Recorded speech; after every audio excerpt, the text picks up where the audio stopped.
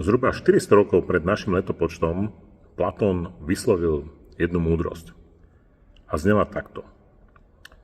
Nakoniec vám budú vládnuť tí najneschopnejší z vás, to je daňou za nezáujem o politiku.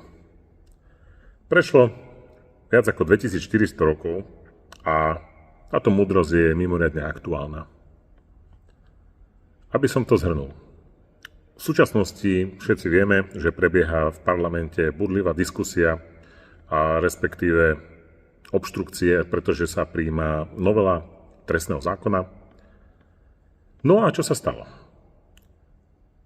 Už tesne pred prijatím tohto 2 mesiace opozícia robila obštrukcie, čiže 2 mesiace sa o tom rozprávalo, striedali sa tam jednotliví poslanci, ktorí sa ku všetkomu vyjadrovali, faktické poznámky, prihlásenie do rozpravy.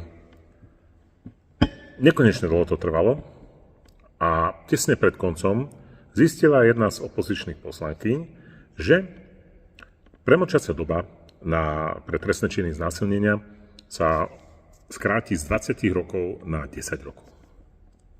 Keď toto zistila, namiesto toho, aby podala pozmeňovák, čiže pozmeňovací návrh, namiesto toho všetci burcovali, ježiš, čo sa stalo, čo to... Tak namiesto toho, aby to napravili, len budú o tom rozprávať. Lebo to nechcú napraviť, lebo chcú z toho vyťažiť. Druhá vec. Ten, kto to predkladal, to opomenul. A na čo sa ponáhľame? Na čo je skrátené legislatívne konanie?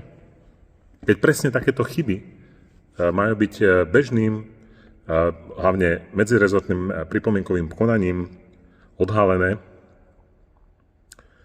A teraz sa dostávame teda k podstate veci.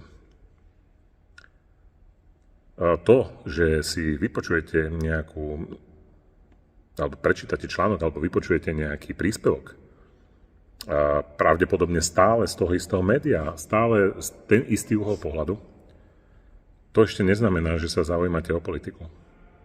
Ja viem, je to ťažké. Naša politická scéna je katastrofálna, politická kultúra takmer neexistuje. Ale ľudia, nenechajme sa oklamať. Zaujímajme sa o politiku a venujme sa tomu troška do hĺbky.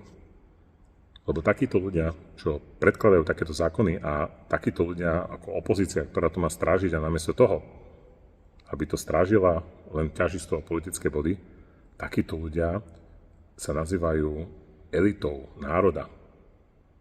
Za mňa nie. Za mňa títo ľudia elitou národa nie sú. Pekný deň vám prajem.